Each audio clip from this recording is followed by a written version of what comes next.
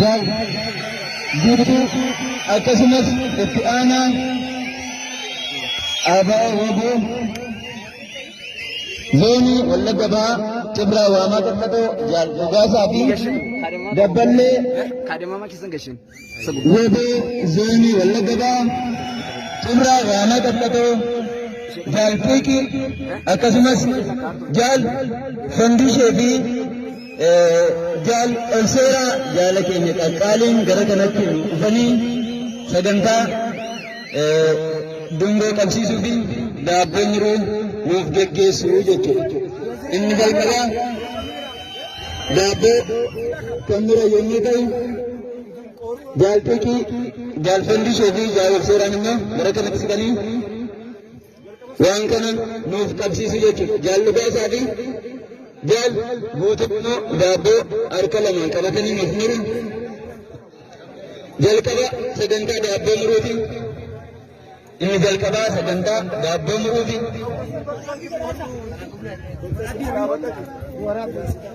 Haamileen hin jiru. Haamileen hin jiru.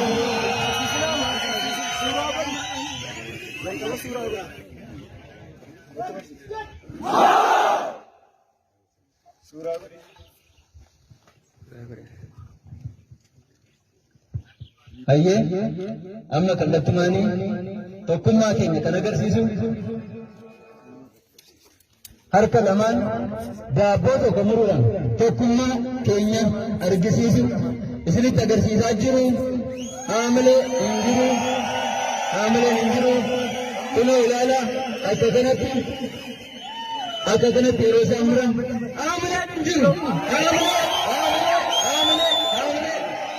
Haamileen WBO zoonii Wallagga Bahaa Cibraa Waamaa Qaxxatoo yeroo ammaa kana sagantaa daabboo muruudhaa jiru. Jaallan qaqqaalii Jaal Fandishee fi Jaal Olseeraa akkasumas Jaal Fiiqiin immoo sagantaa dungoo qabsiisu yeroo isaan qabsiisan kan namatti tolu. Haamilee kun dabaltanii kennu. Jaallan keenya yeroo isaan tokkummaa isaanii agarsiisanidha.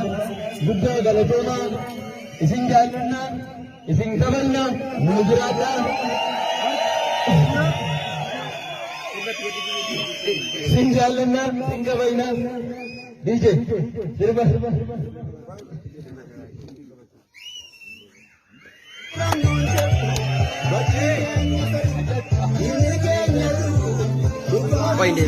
Jaal Fiiqiin immoo adumaan sirba.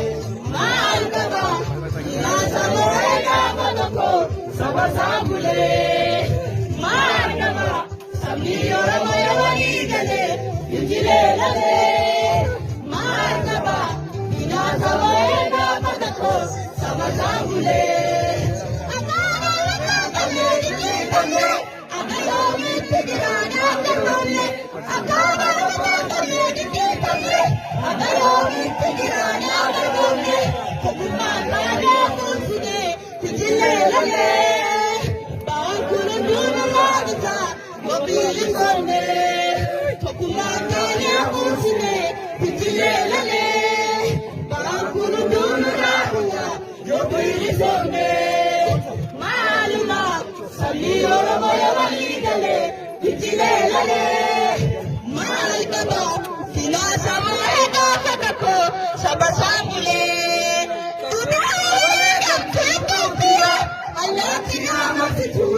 Magia, Dudea, Waregan, Dulumbia, Alatina, Magia, Magia, Itacotina, Sabu, Orizumani, Navicotina, Jarambu, Oromiani, Itacotina, Jarambu, Orizumani, Navicotina, Jarambu, Oromiani, Maluma, Sandi Oromoyo Ligale, Injilele, Malgaba, Sadasa Moga Patako, Sabazamule, Maluma, Sandi Oromoyo Ligale, Injilele, Malgaba, Sadasa Moga Patako, Sabazamule.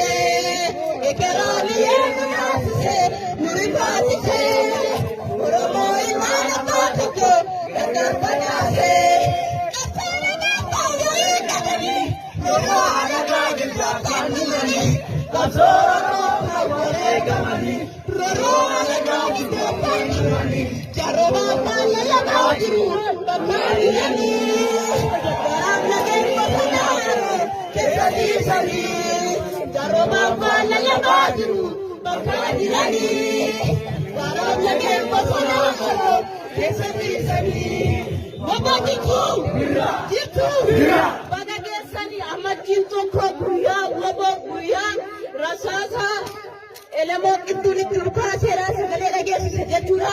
Walumaa galatti injifannoon kun kan yaadannoo waraana bilisummaa Oromooti. Baga geessan baga geenye nutti isin